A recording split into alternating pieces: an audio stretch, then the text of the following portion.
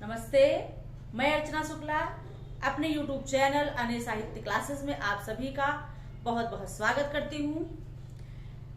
हम लोग आज की कक्षा में क्रिया ही पढ़ेंगे। क्रिया पिछली दो कक्षाओं से हम पढ़ाते आ रहे हैं।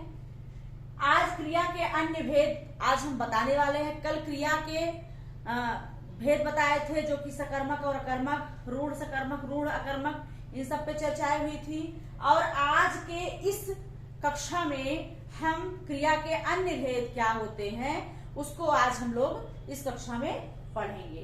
तो आइए देखते हैं क्रिया के अन्य भेद।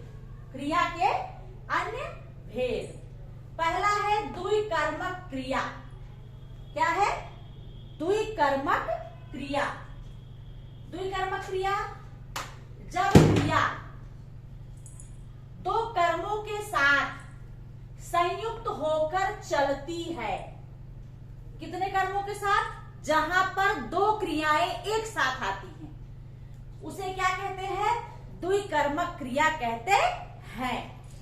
जब क्रिया दो कर्मों के साथ संयुक्त होकर चलती है तब उसे द्विकर्मक क्रिया कहते हैं। कुछ क्रियाएं दो कर्मों वाली होती हैं, कुछ क्रियाएं दो करने वाली होती हैं। जैसे मैंने आपसे कहा कि जब क्रियाएं दो कर्मों के साथ आती है वहां द्विकर्मक होते हैं। जैसे राम कुत्ते को डंडे से मारता है, तो यहाँ पर डंडे से और मारना, यहाँ पर दो क्रियाएं हैं। एक तो डंडे से और दूसरा मारना, मारता है, तो यहाँ द्विकर्मक क्रियाएं हैं। मैं मोहन को वेद पढ़ाता हूं, इसमें दो क्रिया है, पहला है वेद, दूसरा है पढ़ाना, तो ये भी दो कर्मक क्रिया है। ठीक है। तो ऐसी स्थिति में जैसे सीता राधा को भोजन देती है, तो जहां पर दो क्रियाएं एक साथ आए उसे द्विकर्मक क्रिया कहते हैं। दूसरा है सहायक क्रिया। क्या कहते हैं? हेल्पिंग वर्ब, जिसे इंग्लिश में कहते हैं, हिंदी में सहायक क्रिया। ये भी सहायक क्रिया मुख्य क्रिया के साथ जुड़कर उसके अर्थ को स्पष्ट करती है।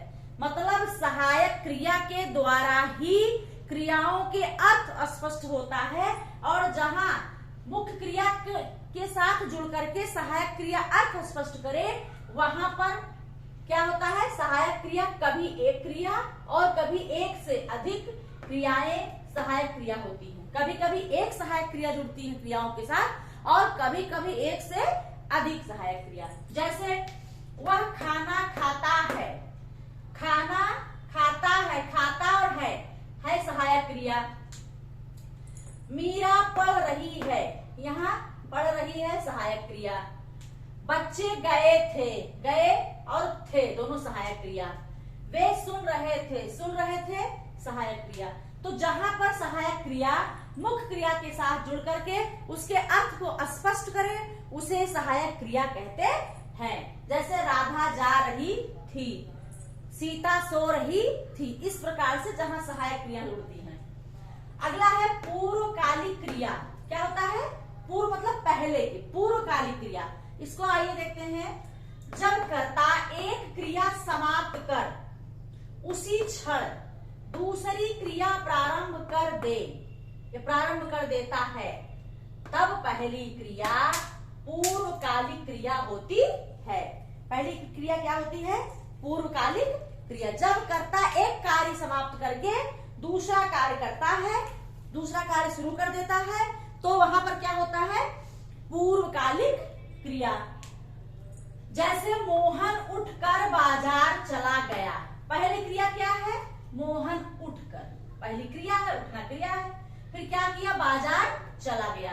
पूर्वकालिक क्रिया मोहन उठकर, एक कार्य खत्म करके दूसरी कार्य तुरंत शुरू करना, वहां पर पूर्वकालिक क्रिया होता है। शौर्य पढ़कर सो गया, यहाँ शौर्य पढ़कर दूसरी क्रिया है सो गया। पूर्वकालिक क्रिया कौन है? शौर्य पढ़कर, पहले वो पढ़ा उसके बाद सोया। प्राची नहाकर भोजन की, प्राची नहाकर पहली क्रिया है नहाकर, दूसरा भोजन की। तो पहले ही क्रिया समाप्त करके जहां दूसरी क्रिया प्रारंभ हो जाती है वहां उसे कहते हैं पूर्वकालिक क्रिया। अगला है चौथा संयुक्त क्रिया। कौन सी क्रिया? संयुक्त। जब दो या दो से अधिक क्रिया एक साथ प्रयुक्त होती है, दो या दो से अधिक क्रिया एक साथ प्रयुक्त होती है, तब उसे संयुक्त क्रिया कहते हैं। दो क्रिया क्या होती है? एक साथ। जैसे मैं जाने लगा, जाने और लगा ये दोनों क्रियाएं हैं, तो एक साथ दो क्रियाएं जब आती है तो संयुक्त क्रिया होता है। राधा पढ़ने लगी, पहली क्रिया इसमें पढ़नी है और उसके बाद लगी, दो क्रिया एक साथ आ रही है, संयुक्त क्रिया है। मोहन रोने लगा, रोना क्रिया, लगा क्रिया, मोहन रोने लगा, संयुक्त क्रिया। गीता घर पहुंच गई, पहुंच और गई, इसमें भी दो क्रियाएं हैं, संयुक्त क्रिया है। तुम मंदिर आया जाया करो, आया और जाया, इसमें भी दोनों क्रियाएं एक साथ आ रही है, तो ये संयुक्त क्रियाएं हैं। जब दो या दो से अधिक क्रियाएं एक साथ जुड़ करके आती है, वहां पर संयुक्त क्रिया होती है। अगला है पांचवा, नाम बोध क्रिया। क्या है? नाम बोध क्रिया। संज्ञा और विशेषण के साथ जब क्रिया जुड़कर आती है तो उसे नाम बोध क्रिया कहते हैं। संज्ञा और विशेषण के साथ जब क्रियाएं जुड़ करके आती है, वहां पर नाम बोध क्रिया होता है। आइए देखते हैं, जैसे लाठी मारना, यहाँ आप देखिए लाठी संज्ञा है और मारना क्रिया है, संज्ञा के साथ क्रिया जुड़ के आई है, नाम बोध क्रिया है। दूसरा है भस्म करना, भस्म करना ये भी जो है नाम बोध क्रिया है। खुशी होना, भस्म करना, खुशी होना, खुशी भी क्या है? ये भी क्या है? खुशी क्या है? विशेषण है, संज्ञा है। निराश होना विशेषण और संज्ञा, सूखा पड़ना विशेषण और संज्ञा। तो जब विशेषण और क्रिया, खुशी होना विशेषण क्रिया, निराश होना विशेषण क्रिया, सूखा होना विशेषण क्रिया, जब संज्ञा और विशेषण के साथ क्रिया जुड़कर आती है तो वहां पर नाम बोध क्रिया होता है। अगला क्रियार्थक क्रिया। क्रियार्थक क्रिया, जब क्रिया संज्ञा के स्थान पर प्रयुक्त होकर आए तो, या आए तो, या संज्ञा का बोध कराए तो उसे क्रियार्थक संज्ञा कहते हैं। क्रियार्थक संज्ञा, जब क्रिया संज्ञा के स्थान पर प्रयुक्त होकर आए या संज्ञा का बोध कराने के लिए उसे क्या कहते हैं? क्रियार्थक संज्ञा कहते हैं। जैसे टहलना स्वास्थ्य के लिए लाभदायक है, स्वास्थ्य के लिए लाभदायक क्या है? टहलना। यहाँ क्रिया के स्थान पर क्या आया है? संज्ञा। देश के लिए मरना कहीं अच्छा है, ये भी देश के लिए मरना, ये कहीं अच्छा है, क्रियार्थक संज्ञा है। लिखना अच्छा अभ्यास है, लिखना अच्छा अभ्यास है। तो इस प्रकार से क्रिया के स्थान पर संज्ञा प्रयुक्त होती है, आती है, तो वहां पर क्रियार्थक संज्ञा होती है। तो ये रहे आपकी 6 संज्ञा, अच्छा क्रिया है। क्रिया के अन्य भेदों में, क्रिया के अन्य भेदों में 6 क्रिया है। अब इसमें हम कुछ 5 प्रश्न आपको दिए हैं, इसको देख लीजिए। पहला प्रश्न है, सकर्मक क्रिया होती है, सकर्मक क्रिया होती है। सीता गीत गाती है। दूसरा है श्याम जाता है। तीसरा है चिड़िया उड़ती है। मोहन सो गया। आप जानते हैं सकर्मक क्रिया वही होगी जहां पर कर्म का पर प्रभाव पड़ेगा। तो आप जानते हैं श्याम जाता है, यहाँ कर्म नहीं है। चिड़िया जाती है, उड़ती है, यहाँ कर्म नहीं है। मोहन सो गया, यहाँ कर्म नहीं है। और ये रूढ़ क्रियाएं यूज हुई हैं। तो आप देखिए सीता गीत गाती है और ये क्या हो गया? आपका सकर्मक क्रिया हो गया। दूसरा प्रश्न है, सकर्मक क्रिया है चलना, उठना, बैठना, पिलाना।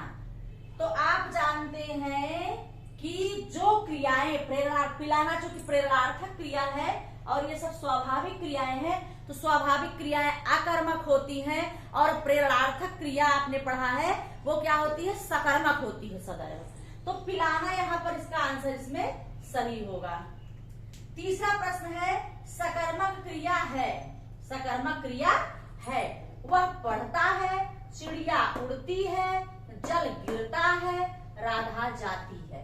और आप देख रहे हैं चिड़िया उड़ती है, जल गिरता है, राधा जाती है, सब में स्वाभाविक क्रियाएं हैं और किसी में भी कर्म नहीं है। वह पढ़ता है, ये स्वाभाविक क्रिया ना होकर किया जा रहा है कार्य, इसलिए ये क्या है, ये सकर्मक क्रिया है। क्रिया के भेद हैं, चौथा प्रश्न, क्रिया के भेद हैं, सहायक क्रिया, नामबोध क्रिया, पूर्णकालिक क्रिया और क्रियार्थक क्रिया। क्रियार्थक क्रिया, तो सहायक क्रिया भी क्रिया के भेद है, नामबोध भी है, पूर्णकालिक क्रिया नहीं है, इसकी जगह पे पूर्वकालिक क्रिया है और क्रियार्थक क्रिया भी है। तो पूर्णकालिक क्रिया कोई क्रिया का भेद नहीं है, तो ये आंसर इसमें सही है। द्विकर्मक है, ये 4 दिए हैं ऑप्शन, 4 वाक्य दिए गए हैं, इसमें आपको ढूंढना है कि दो कर्मक इसमें कौन सा है। पहला है, श्याम मोहन को पुस्तक देता है।